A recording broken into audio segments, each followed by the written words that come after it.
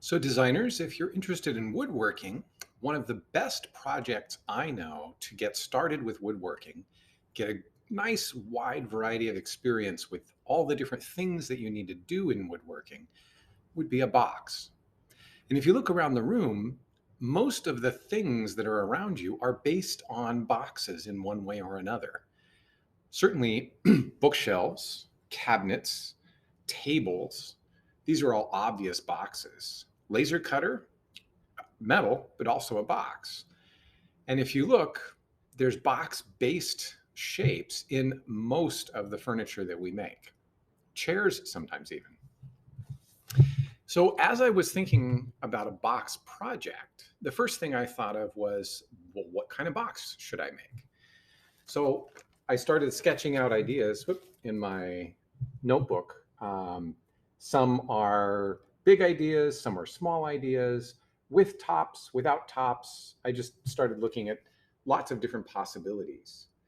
And in that ideation process, I eventually decided on a smaller box that I want to make. And I'm going to make one that's just sized right for the post it notes. So we can store those on the paper drawers in the classroom.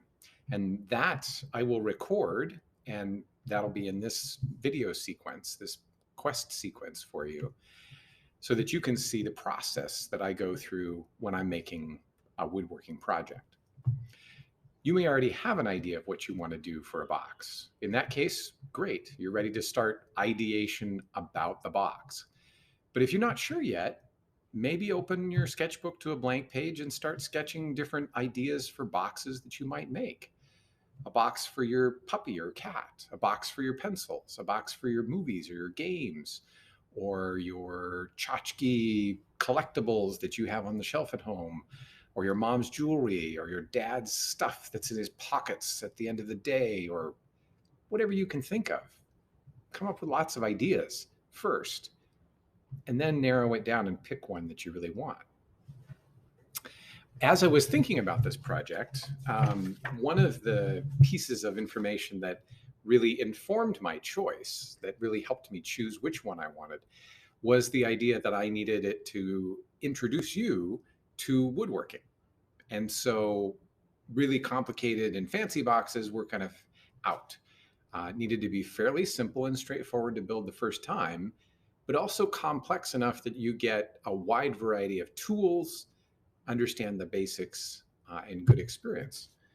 So the next thing I did was, actually the very next thing I did was I collected a bunch of boxes and looked at different styles of boxes.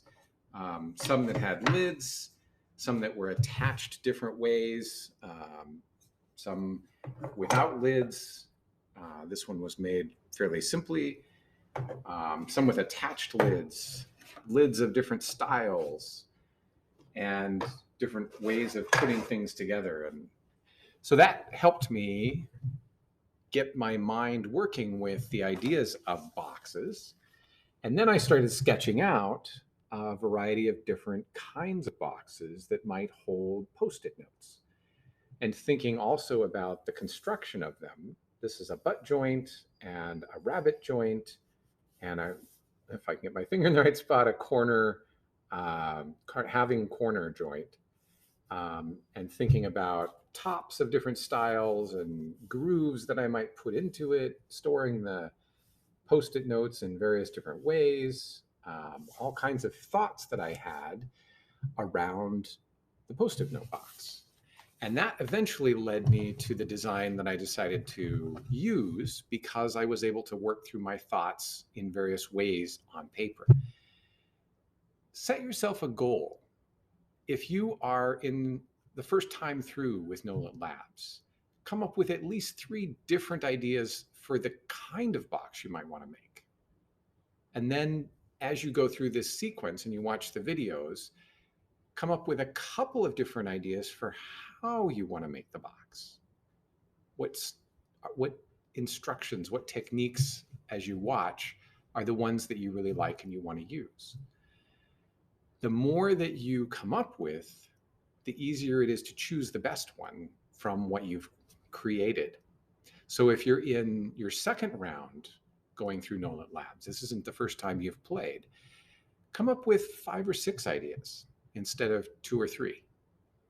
And if you're in multiple rounds, you've been here for several times now, set your goal higher. Maybe reach for the 8 to 10 range before you start settling down and saying, okay, that's the one that I really want.